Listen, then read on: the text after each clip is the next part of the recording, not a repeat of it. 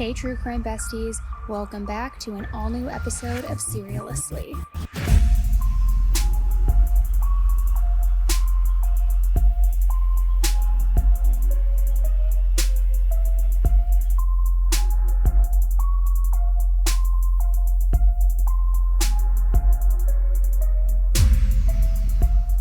Hey everybody, welcome back to an all-new episode of Serialously. I am your host, Annie Elise, and I am here to guide you through everything going down this week in true crime. And it's only Thursday, guys, but it is a lot. There is so much happening. Not only are there a ton of new cases that we're following, but Lori Vallow's trial is fully underway. I mean, we had opening statements already. She is representing herself, if you don't know that, which is just beyond me. There's also an interview that came out over the weekend, another one that she gave after the notorious Dateline one with Keith Morrison, where she is just doubling down on everything, that she's the victim in all of this, how this is all happening for a reason, and how she's in jail right now to help save these women and get them through. And it's just like, ugh, gag me, honestly. It's like this self-righteous wannabe martyr in all of this, and it makes me sick. We also have Karen Read's trial going on, jury being seated, that's full steam ahead, and I'll just let you guys know right here, while we were planning on covering Karen Read's trial and giving you guys updates, it looks like we're actually possibly going to be in the courtroom now. I'm waiting on a few details, but we have been in touch with Karen's family, and apparently it's such a small courtroom that you can't get in like a regular trial. The only way you can get a seat is it's very selective, and you have to like get in with a family member or somebody who's a part of the trial. And so we may be going with Karen's family and covering the trial, so stay tuned for that. Other than that, what else is going on? It's Thursday. My face is a little bit pink. I apologize if you're watching this on YouTube and you're like, Annie, why is your face so red? I went and had microneedling done over the weekend, and usually my face bounces back after like 48 hours, but it's taking a little bit of time this time around, which, life hack for all my girlies out there, microneedling has like changed my skin entirely. I feel like I've tried all the different skincares like retinol, tretinoin, all of these things. But I started microneedling, gosh, when was it? I guess late fall. I just had my third or fourth session, and I have noticed such a difference in my skin. So even though I'm a little pink right now, I don't have any makeup on, and you can kind of see like basically what it is. And sorry for anybody who's not interested, but I'm going to tell you anyway. Basically what it is it's like a pen that they use. It's not filler, it's not injections, don't worry, but it's like a pen that they use, and it has a ton of little micro needles at the tip of it, hence the name. And you can use exomes. You can also use like your own plasma that's extracted from your blood. I don't go that far. I just use the exomes. And they go over your skin with this pen. They numb you first, but they go, and it takes about 10 minutes, maybe 15. They go over your skin with this pen, and it like produces collagen. It like triggers your skin to like resurface itself. I don't know all the correct terminology, obviously, but what I will say is that my skin has never been clearer. It has never been glowier. And so you do it like every 6 weeks. You can if you want, and only for like 3 times. And then you can, I think, do maintenance maybe, I don't know, once a year.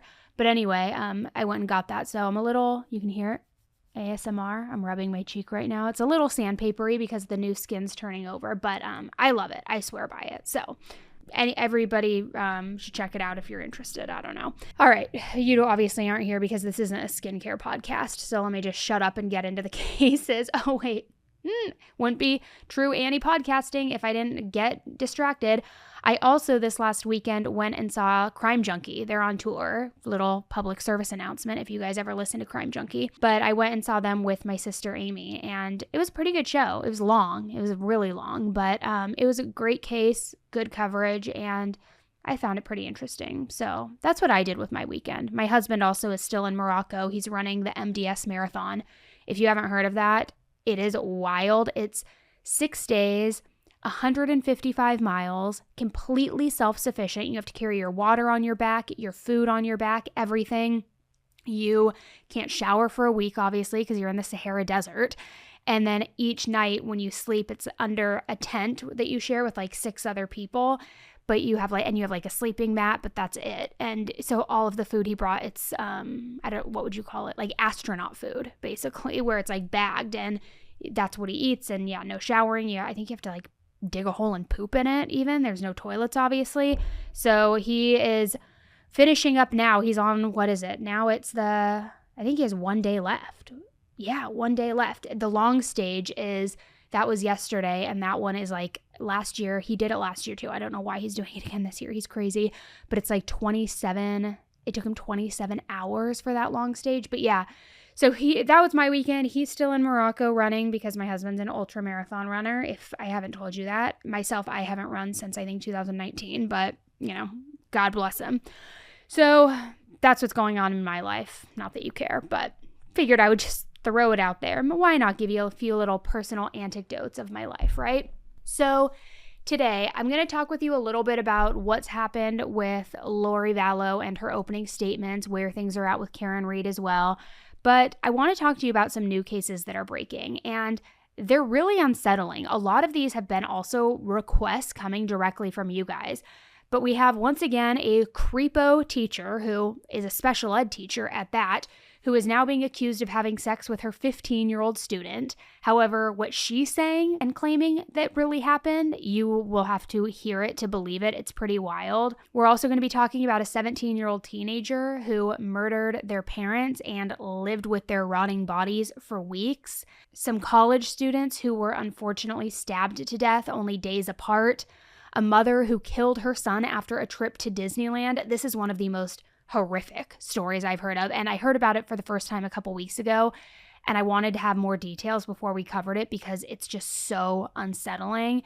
And then we also are going to talk about a very successful realtor who allegedly would trap women and then hold them captive as sex slaves. So we're going to talk about all of these new cases. We're going to talk about Lori, talk about Karen, maybe I'll throw in some other stuff, and now let me just shut up and let's get into it. So I want to start with this special ed teacher who is now accused of having sex with her 15-year-old student. And buckle up because this one is a roller coaster. Christina Formella is a 30-year-old teacher in Downers Grove, Illinois. She worked at Downers Grove South High School, where there she taught special ed. She was also a soccer coach for both the boys and the girls teams and was just very well liked. And on paper, honestly, she had it all. I mean, she's beautiful. She recently married her college sweetheart. She had this great job.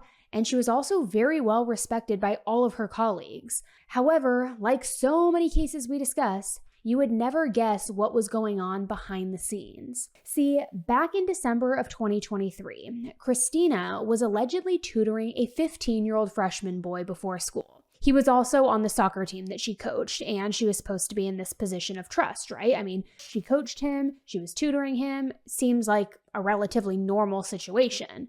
Well, fast forward to March 15th, 2025, and this kid and his mom just rolled up to the Downers Grove Police Department and dropped a complete bomb. Because it turns out this mom had found some very damning text messages on her son's phone.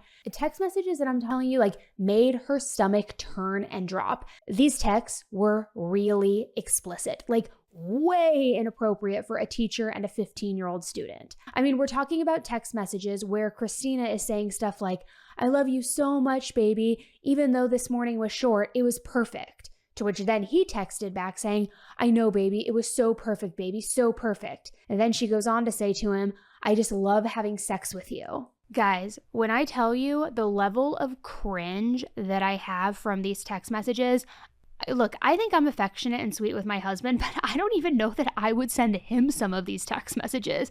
The fact that she is sending this to a 15-year-old student, it is beyond. I mean, honestly, what was this woman thinking? What was she thinking? So of course the police started digging.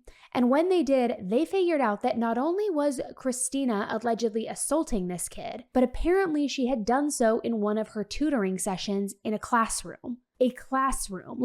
The place where you're supposed to learn algebra, not learn about the birds and the bees, right? Well, I guess technically you can, but you get what I mean. Not reenacting it. So the cops, they didn't waste any time. And on March 16th, they pulled Christina over in a traffic stop near her house. There, they confronted her after she pulled into her driveway. Now, her husband was in the car with her, by the way, during all of this, and they arrested her right then and there. And the cherry on top of this is it was all caught on body cam. And I want you to listen to this body cam footage because it is so unsettling. And you know what? For those of you listening to the podcast version of this, I highly encourage you, after you listen to this, go check out the body cam footage that I have on my YouTube channel. You need the visual attached with it to really understand just how unhinged this woman is. Hey, how you doing? Hi. Officer Guzman with Downers Grove. Do you have your license on you?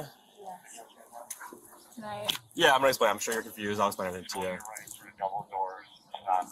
You're Christina? Yes. Okay, Christina, do me a favor. Can you step out of the car for me? I know you're confused. I'll explain everything to you. You don't have anything on you? You can just grab whatever you need. Whatever I need. Yeah, whatever you need. Like your phone, your purse, go ahead and grab it. Is she going somewhere? Or? Yeah, we're gonna explain everything to you guys. Go ahead and grab it out. We're not going anywhere right now. Of course, yeah. I don't understand what's going on here. I get it, yeah. You can go grab your things. Can he come with me? Yes. You stay there right for right now, sir. Just stay there, but yes, you can. But come on back here. Should I shut the car off? Oh, yeah. Go ahead. Goes off. Okay. Let's right back over here. So, we do have an investigation going on. We have to talk to you about it at the police department, okay? So we're going to explain everything to you there. It's not my investigation. I don't know the full details. We do have to bring you there, though, okay?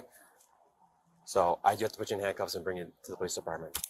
Just a Downers Grove. Handcuffs? Yes, unfortunately, yes. I'm like willing to go with you. I get it, yeah. Unfortunately, we have to do it that way. So do me a favor. We just take this off. Can I ask you Of course, yeah. It's not, like I said, it's not my investigation. Obviously, we're here for a reason. So go ahead and turn around for me.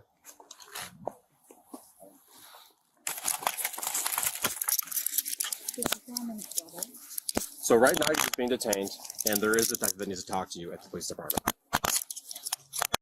I'm like... I get it. You have a I'm lot of questions. So scared. Yeah, everything's okay. We just need to talk to you at the police department. That's all. Nothing else on your pocket right now? Anything else? Just my phone. Just your phone? Here. Okay. Okay. All right, we're going to sit in the back of this car. On the other side, once you get to the police department, you'll talk to the detective, and he'll explain everything to you. But you can't even give me like an idea At the moment, what this is about? Other than that it's an investigation, that's all I can really tell you right now. I'm sorry. I wish I could tell you more. Excuse me, is my husband coming with? Yeah, he's taking his phone number down. We're staying in touch with him. We're just going to Downers Grove, so 10 minutes away. No, I know, but I really would prefer that my husband's with me. Of course.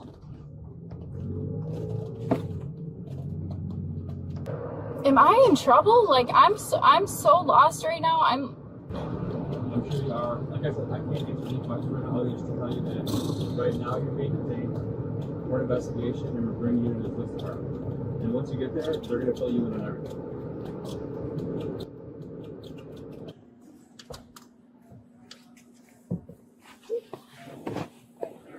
I'm just going to put your seatbelt on. Unless are you able to reach it down there?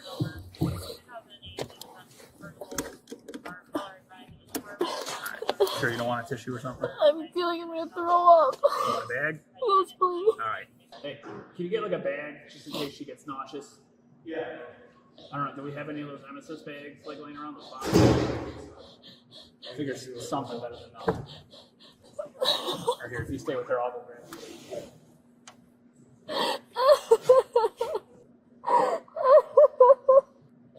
What the I'm just gonna put it on the floor here, alright? Okay. A few paper towels on the floor here if you need it, alright? Okay. Thank you. Now, I know you're going to probably go watch this on YouTube if you are listening to the podcast version, but let me just describe this. She looks genuinely bewildered, shocked. She keeps asking why she's being arrested, but they don't give her any details about the investigation.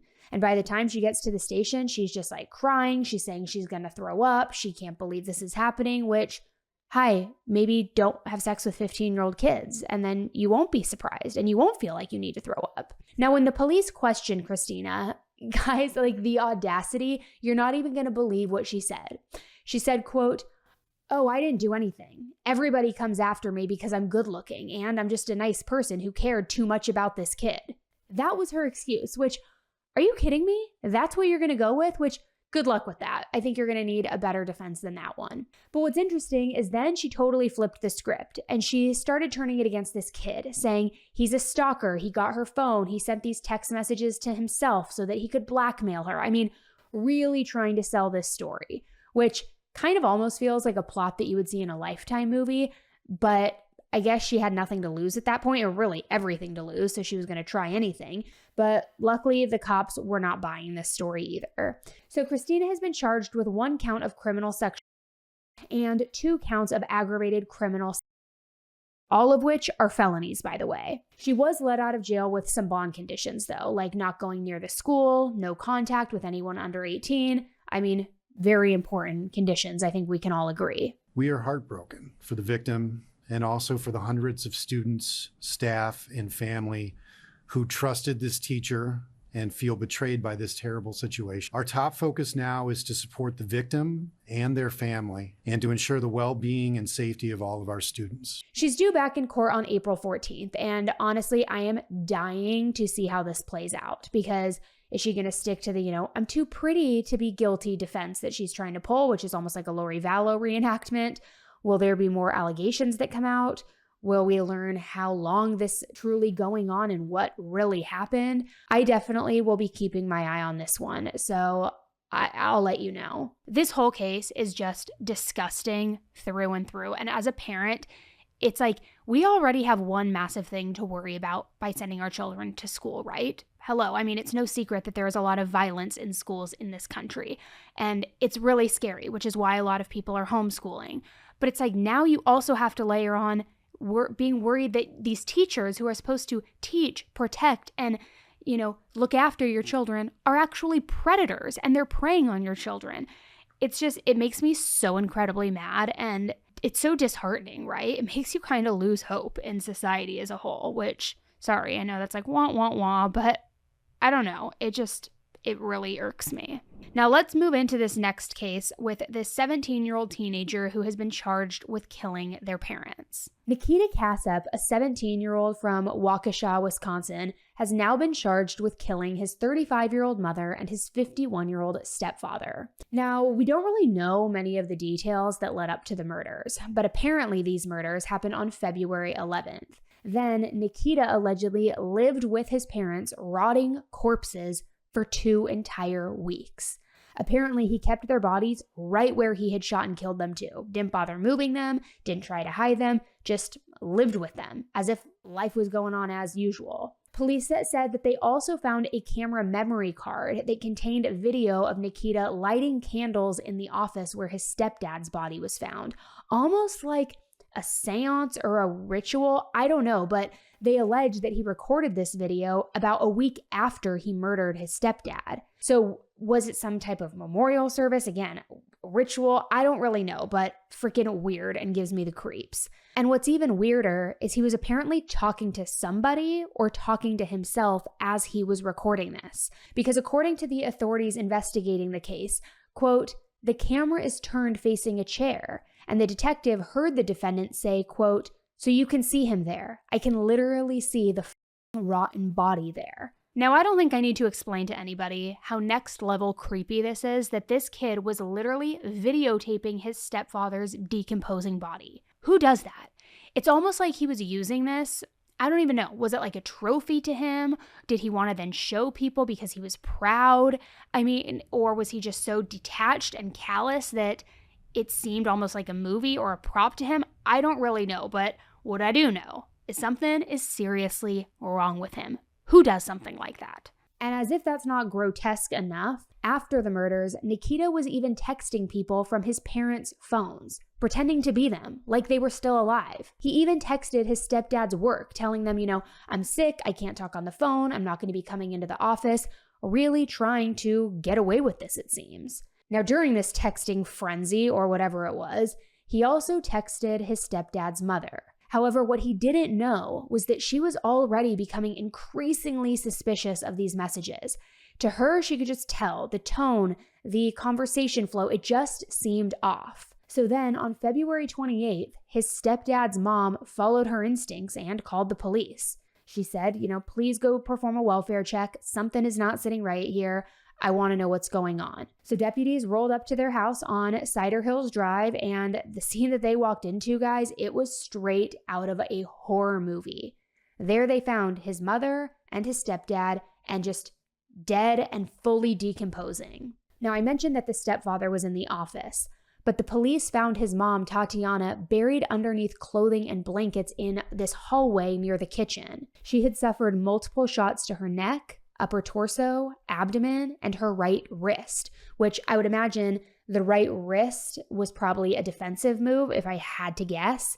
Maybe putting her arm up trying to block it when he raised his gun at her. I don't know, that's just a guess, but it's haunting. And what I do think is interesting too, and maybe it means nothing, but tell me what you guys think. His mom suffered multiple gunshots, while his stepdad, who was in that downstairs office I mentioned, just had a gunshot wound to his head, a single one. So did he go after his mother first, and that's why he shot at her so many times, because he didn't know how to be effective, and then he went and killed his stepfather and just was like, I don't want him to fight back, I'm going to do one gunshot wound to the head? Or if it were reversed, was the anger really, pointed towards his mom, and was that why she had multiple shots? Like, was it overkill? I don't know. But anyways, as the police discovered these bodies, Nikita was nowhere to be found. Which you might be wondering, okay, well, where the hell was he? He lived with these bodies for weeks. Where was he now? Well, as it turns out, he was halfway across the country. He fully bolted. Now, thankfully, he was arrested during a traffic stop in Kansas, and he was arrested the same day that the couple's body was found in that home in Wisconsin. But he was arrested about 850 miles away. He had been driving and fled in his stepdad's VW Atlas, and he even had the family dog with him inside the car. When the police pulled him over, they also observed, in plain view, a gun sitting right there on the passenger side floorboard. Police also discovered spent casings, his parents' IDs, cash, and jewelry. So he was, of course, taken into custody. But it doesn't end there, not by a mile, because now is where we really get Lifetime movie, Oxygen movie, Netflix series, all rolled into one. Because apparently, Nikita had been texting somebody in Russia this entire time, asking to get fake plates, maybe even trying to escape to the Ukraine, which, like, the Ukraine? What? I mean, this kid's not just running. He's really planning an international getaway. Now, look, I'm just going to say this and give my hot take on the situation. To me, I feel like it leads me to believe, at least, I'll say that this was premeditated. And the reason I say that is because these records are showing that he's messaging back and forth with his contact in Russia for literally weeks or even months before the murder. So asking questions like, how long will I have to hide before I can move to Ukraine? Who's this, quote, contact that he was messaging with? So to me, that indicates that there was a plan being put in place, that there was like all the groundwork being done and like strategy. So it just, again, kind of sends a shiver down my spine that teenagers are capable of this kind of violence. I swear, guys, you can't make this kind of stuff up. So while being held in Kansas, Nikita was originally charged with 1 count of theft and 1 count of operating a motor vehicle without the owner's consent. However, he has now also been charged with 2 counts of first-degree intentional homicide, 2 counts of hiding a corpse, and 2 counts of theft of a movable property. So 8 counts in total. And the judge in this case had this to say to the defense team. I now have charged and alleged 2 first-degree intentional homicide. The highest counts that we have, quite frankly, in our country is what's been alleged here. His bail was set at $1 million, and he could spend life in prison if convicted. The whole case is just wild and still has so many questions. So my question, as I'm sure you're wondering too as you're listening to this, is like, what made this kid snap? What was his motive? I mean, there was no fighting, no big blowout. Was he just done with them? Did he just want to live an adult life and he didn't want any rules or repercussions or anything like that? I don't know. And then take that out of it. How do you live with these bodies for weeks without cracking, without buckling under pressure, or even having like a psychotic break, right? It just baffles me. And this next case also just really rubs me the wrong way. Not that any of these cases ever rub me the right way, obviously, like, duh, Annie, poor choice of words, but I just can't wrap my head around this one. There's something I can't understand, because now we're going to talk about that stabbing death that I mentioned at the top of this episode, about the 2 college students, because this has just completely sent shockwaves all across Italy. And let me break it down for you. So Sarah Campanella and Ilaria Sula were both brutally murdered in 2 separate incidents last week. And here's the tragic part, as if it's not tragic enough, right? But they were both 22 years old, both college students, and both just killed and disposed of far too young and in such a evil way. Now let's start with Sarah. Sarah, first and foremost, was absolutely gorgeous. I mean, long brown hair, beautiful brown eyes. She was a biomedical student at the University of Messina in Sicily and just had her whole life ahead of her. But she was stabbed and killed in broad daylight, right in the middle of a busy street, just surrounded by tons of witnesses.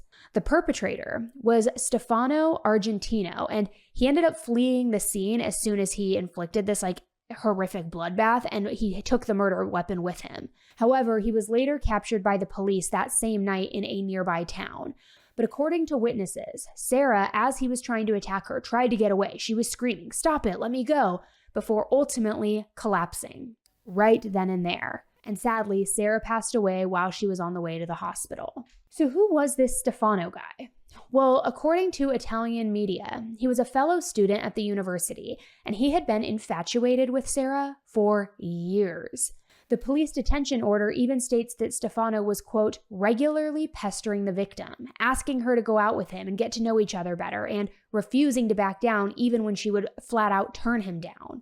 Now, unfortunately, Sarah never went to the police. She never reported him. She just tried to get him to beat it and back off.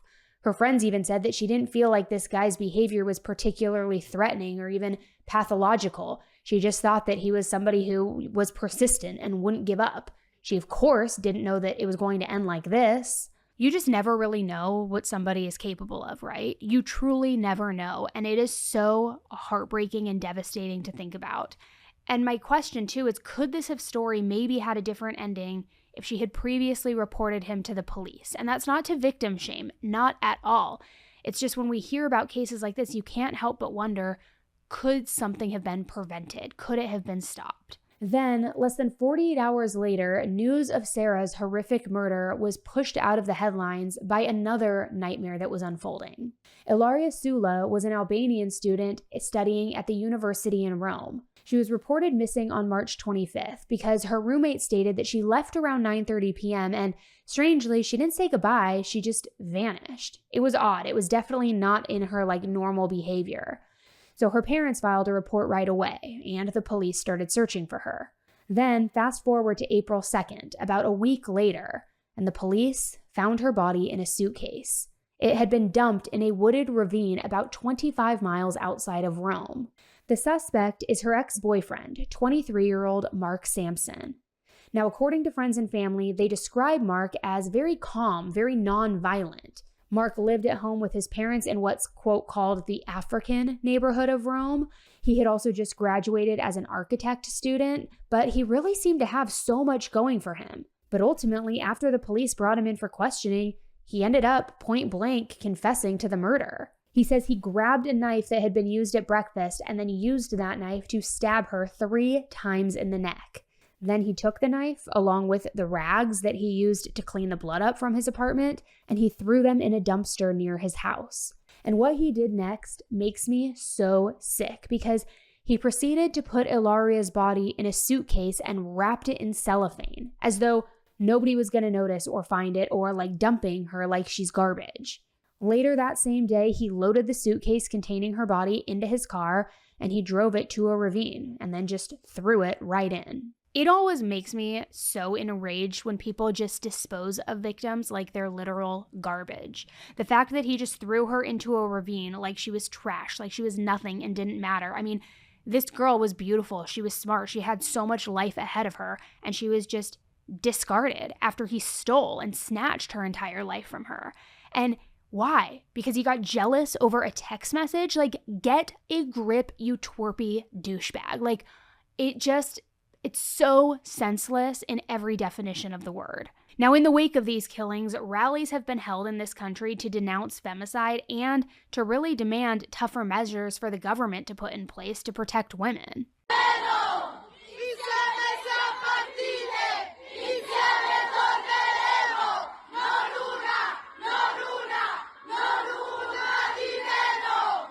Now, in a really unsettling statistic, considering we're only in April, Ilaria is the 10th femicide victim in Italy this year. 10th. It is April, for crying out loud. Like, it is crazy. That means, if you do the math, that it's one woman dead every 10 days. All because some guy got jealous, couldn't deal with a text message, couldn't deal with his feelings, felt he was entitled to date her. I mean, it is so unhinged. I mean, not even unhinged, guys. I need a new word. It's just so entitled. Maybe that's the word. Like, the audacity of these creeps, right? This is just absolutely awful, and the victims definitely deserve justice, so I hope that they get that. Now, before we get into the next stories, we are going to take a quick break and hear from today's sponsors.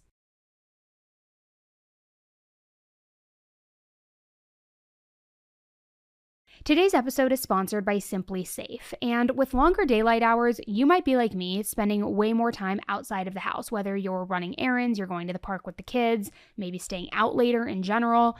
But the extra daylight actually is kind of scary because it gives burglars more opportunity for them to strike and to plan it. FBI crime data even shows that break-ins are more likely happening during the day than at night. Now, I've talked to you about Simply Safe before, but I wanted to mention them again because this is why I use Simply Safe. It's a proactive security system that helps stop threats before they happen. I have used Simply Safe for years now, not only at my house, but also here at my studio. And honestly, I don't know how I ever really felt comfortable without it. Whether I'm heading to the studio in the morning or locking up before bed, I know that our home is covered. And I especially love that their cameras are smart enough to recognize suspicious activity when it's happening. There's actually somebody even actually watching this footage and ready to respond if something is off. I also have like motion detector lights that like floodlights that flash on people if they're outside, which one time it caught a squirrel and I freaked out a little bit, but I would rather be overprotected than underprotected. Millions of Americans trust Simply Safe because it's not just about reacting after a break-in, it's about preventing one in the first place. Their Active Guard outdoor protection uses AI-powered cameras and real live monitoring agents who are watching and ready to intervene in real time. So like I said, if somebody's creeping around your property, they'll not only see them, but they will speak with them, flash the spotlight on them, and call the police if needed. And they'll do all of that before the person ever sets foot inside. There's also no long-term contracts, which I really appreciate, no cancellation fees, and monitoring plans start at just about $1 a day. Plus, there's a 60-day money-back guarantee, so there's really nothing to lose. Visit simplysafe.com/Annie to claim 50% off a new system with a professional monitoring plan and get your first month free. That's simplysafe.com/Annie. There's no safe like Simply Safe. Today's episode is also sponsored by Ancient Nutrition. Now, our bodies are incredible, truly, right? But as we get older, the stuff that keeps us feeling and looking great, like collagen, starts to slow down. But that is where Ancient Nutrition comes in. Their multi-collagen advanced lean supplement has now become a part of my daily morning routine, and truthfully, honestly, I can feel the difference. Now, what I love most about it is it's not just any collagen, which if you've taken collagen before, I took the one, I'm not going to say the name, but it was in the blue and white tub. I took it for years and I never noticed a difference. I think it was all hype. But what I love most about this one is it's made with 10 types of collagen from real food-based sources. And it's actually powered by clinically studied ingredients that helps with fat metabolism and with lean muscle support. So I mix it in with my drink, my tea, or my juice, whatever I'm drinking that morning, every single morning. It's super easy. It actually tastes great too. And over time, I've noticed real benefits. I mean, my joints and hips feel better. My skin is glowing. My hair, it's softer, feels shinier, just like finally doesn't feel like hay. I don't feel like Scarecrow from Wicked. But if you're looking for something that supports how you feel on the inside, yet also how you look on the outside, I definitely recommend Ancient Nutrition's multi-collagen advanced lean. And right now, Ancient Nutrition is offering 25% off your first order when you go to ancientnutrition.com/AE. That's ancientnutrition.com/AE for 25% off your first order. ancientnutrition.com/AE.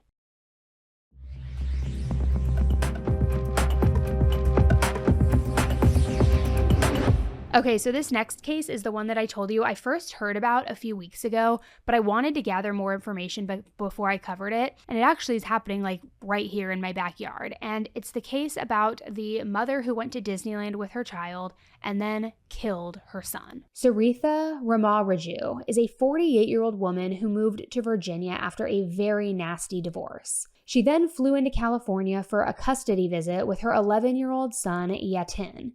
And let me just say, this was supposed to be a very fun visit with her son. 3 days at Disneyland, enjoying the Southern California weather, just having a great time. Also, I mean, it's worth saying Disneyland is supposed to be the happiest place on earth, right? However, on the day that she was supposed to check out of the hotel and then return her son to his dad, everything just went off the rails. That morning, she called 911 on herself, and she calmly told the 911 operator that she had just killed her son, and that she had also taken pills trying to kill herself. When the cops arrived at the hotel, they found her right there on her phone outside of her hotel room, just calm as can be. And sadly, they found her son, her 11-year-old son, stabbed to death, lying right there on the hotel bed, surrounded still by his Disneyland souvenirs and toys that he bought on this fun trip with his mom.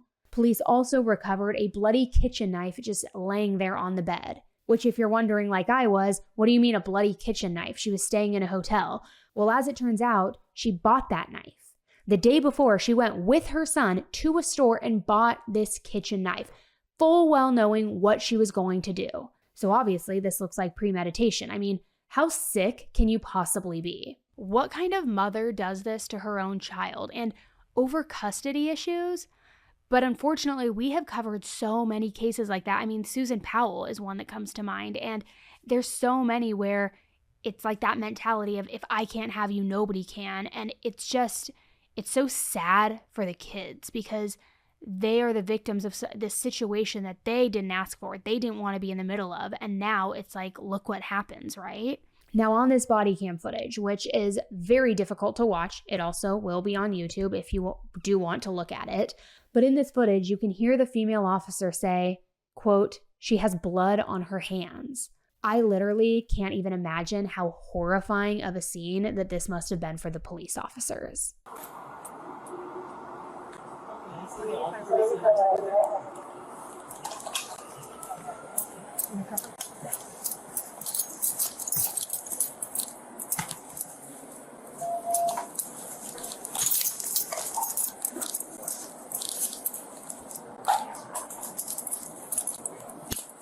She has blood on her hands.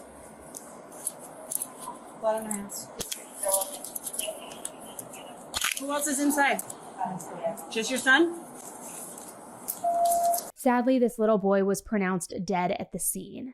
Police then took his mother to the local hospital after she had told the police that she had taken those pills, all in an attempt to try and kill herself, which part of me wishes that she had been successful with that, but part of me also is glad that she wasn't because now she can face full responsibility and accountability for what she did, but I don't know. She was later released and she's now in custody at the Santa Ana County Jail. The Orange County District Attorney Todd Spitzer said in a recent press release, quote, "The life of a child should not hang in the balance between two parents whose anger for each other outweighs their love for their child.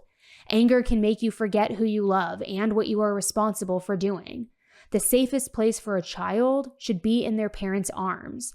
Instead of wrapping her arms around her son in love, she slit his throat and in the cruelest twist of fate, removed him from the very world that she brought him into."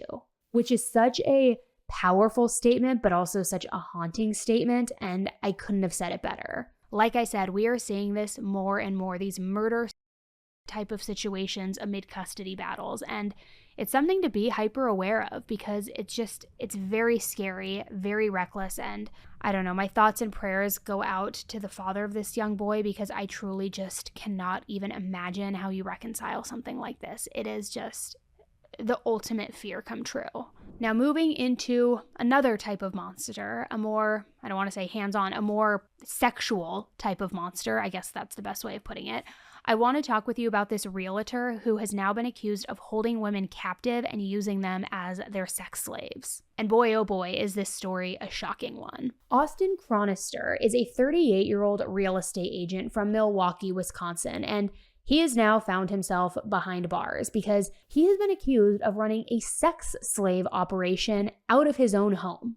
Pause for reaction. I mean, I'm literally here with my jaw dropped. Like, a sex trafficking ring out of your own home. You're 38 years old. You are a freak. He was charged with multiple felonies, including human sexual and false imprisonment. And it all started when two women came forward and detailed their experiences of abuse, captivity, and manipulation, all spanning over the course of years. In fact, these allegations stem back as far as 2020, which we know a lot of weird went down during COVID and people got away with a lot. And it seems like maybe that's what kicked this whole thing off. I don't know. That's just my guess. I could be wrong. But according to the criminal complaint, Austin also had an alleged accomplice.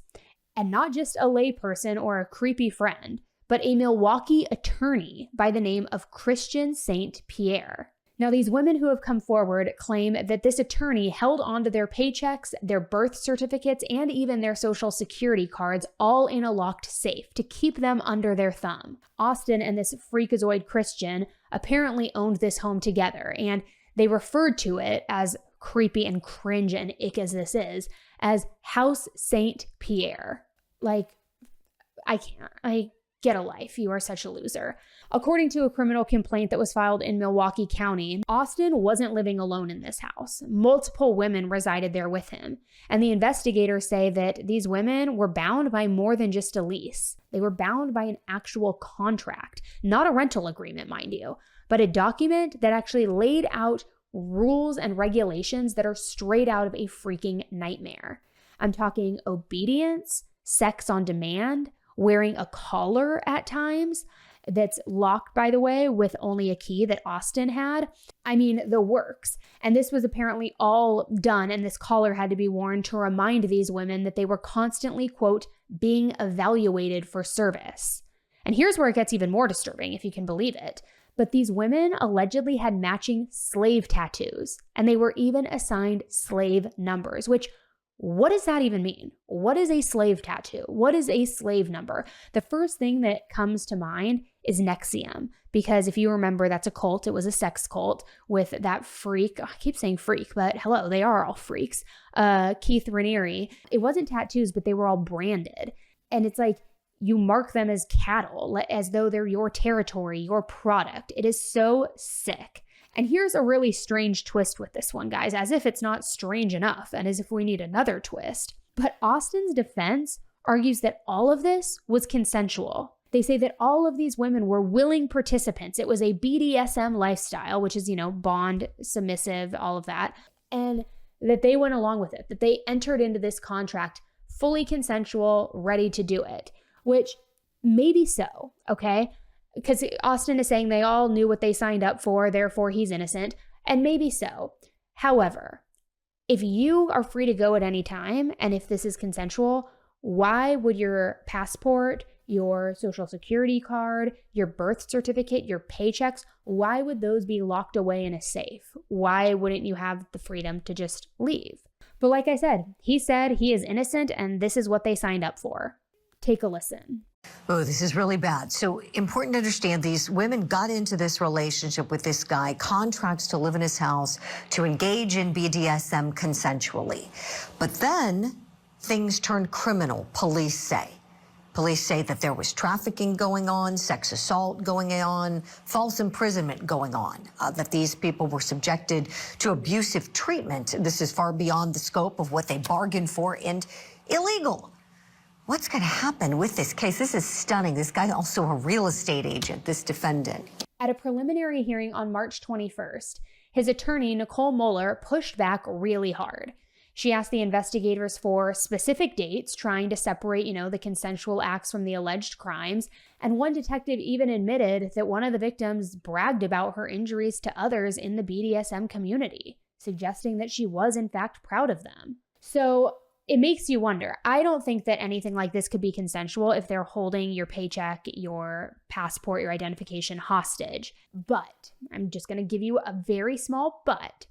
Could this be something like a cult, like NXIVM 2.0, where maybe that's what I'll put in the title of this, where they do go into this contract saying, I allow you to punish me how you see fit, and I will give you sex on demand, but I also relinquish all my privacy, all my rights, all my pay, all my identification to you.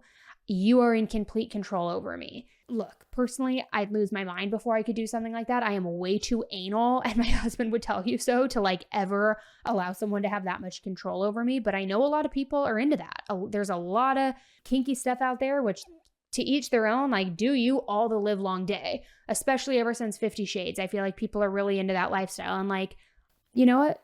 Not that I wish I had it in me, but maybe I'm vanilla. I don't know, but I need control. I need to know that I have my passport on me. I can leave. Call me crazy, don't enjoy wearing a collar, but this could be what people sign up for and what they're into. So I guess we just will have to wait and see what comes out during the trial, because on March 26th, a judge ruled that there was enough probable cause for Austin to stand trial. And there's actually an arraignment that is set for today, April 10th. So currently he's out on a $75,000 bond, but I'm really curious to hear what comes out at this arraignment. He's been staying really quiet, has refused to speak with reporters, and I wonder if anybody who was in this BDSM group who has not spoken out against him will speak out in favor for him. We also saw that with NXIVM. So I don't know. We've seen crazy things, guys. All right, now let's talk about the trial of it all and everything that's been going down this week so far with Lori, with Karen, and what we can expect. Let's start with Lori Vallow, okay? If you also, just as a sidebar, if you want to watch the trial or great recaps of the trial, Law and Crime is doing a great job on YouTube, so is Court TV. But Lori's representing herself, and I was actually on a podcast last week where the host asked me, what do you think we should expect with Lori? And I said, of course, I think she's going to be self-righteous. I think that she's going to try to manipulate people and act like she's the smartest one in the room, which she is. But I also said, I have a really big feeling that since Alex murdered Charles in self-defense, or what he claims was self-defense, I think that she is going to say Charles was abusive, not only toward her, but toward the children. And that because of that, Alex, her brother, had no other option but to intervene and defend these children. And the reason I mentioned that, or said that I thought that's the direction it was going to go, is because I was like, if they're already going with the self-defense thing and she's trying to get out of conspiracy to commit a murder charge, she's going to have to bolster that, right? She's going to have to really sell that to the jury. And what better way to sell that than to say he was abusive toward her or towards the kids? And sure enough, as Lori, it's a mouthful, as Lori is lawyering right now, it kind of is well put together. She's objecting, she's doing all this, but the thing that she dropped is that Charles was coming at Tylee and that Alex had no other option but to protect her. And we kind of all, I guess, knew that would be coming, or at least I figured that would be coming, but now she has said it. Interestingly enough, too, 2 jurors have been released in her trial as of day 2, which does not bode well. That is not great. We will see what comes of that. But it continues to just be a circus, and I don't think the jury's buying any of it, guys. I really don't. There was a lot of talk about worries that it's mostly a male jury, that there's only 3 women. I personally do not think that's going to work in Lori's favor. People were concerned she would manipulate them. I may have mentioned this already, so I apologize if I did, but I don't think that's the case. I think that if anything, she should have tried to get more women on the jury, because maybe they would be able to relate to her if she was selling the story of being abused and the kids being abused, and maybe there would be a woman who had been wronged by her husband or abused or cheated on, like she was saying Charles was doing. So I don't think anybody's going to buy it. I think we're going to see another conviction for Lori, but I guess only time will tell. Now, sidestepping over to Karen Reed a little bit here, I was in touch with one of Karen's family members this afternoon. I'm not going to mention who, but this is the person who will be getting us a seat, I believe, at the Karen Reed trial, since it's so tight there, and how we'll be giving the updates. But they're having a little bit of a struggle seating the full jury as of this recording. Friday, they didn't agree on any jurors. Monday, they didn't either. And it's just kind of been this slow process. So I believe that right now, assuming that the jury gets seated, and maybe it will be as at the time that this recording goes live, but I think right now, tentatively, opening statements are scheduled to begin Tuesday. Again, don't quote me on that. I could be wrong, but that's what I'm hearing. So we will keep you definitely updated on that case. And I actually think what I'm going to do, guys, I haven't done live streaming in a hot minute here for like years. I think I'm going to live stream the entire Karen retrial. I really do. I mean, I know we will be in the courtroom as well, but there are pool cameras, there are feeds in there. I think that I'm going to live stream it so that all of us can be in the chat together as it's happening, asking questions, talking about the case. So if that does start Tuesday, head over to YouTube beginning Tuesday and watch the stream with me, watch this trial with me, and let's talk about it. And we will talk about it in real time. So just as a little note, and again, that's 10 to life over on YouTube. I wish I could stream it on the podcast, but I don't think there's any software that does that yet. All right, guys, that is it for this week's episode of Headline Highlights.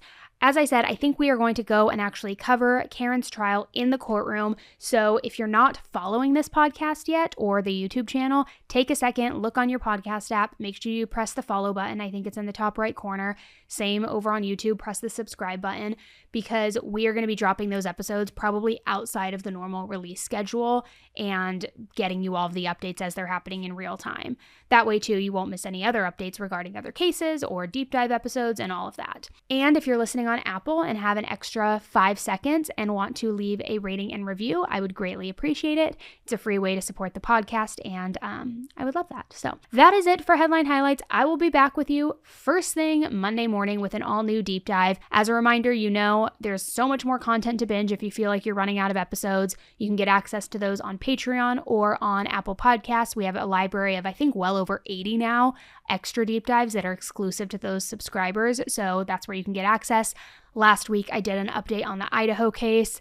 I also then the week before talked about the breaking news case of the husband who is accused of trying to push his wife off the cliff in Hawaii and like what really is going down with that case. So, and then we of course just do other mini deep dives on there too. So again, you can get access to that either on Patreon or Apple Podcasts. All right, that's it, guys. I will talk with you again very soon. I'm going to go put like something on my face to cool down this redness a little bit. And I hope you guys have an amazing weekend, a good rest of your week, and I will talk with you again on Monday. All right.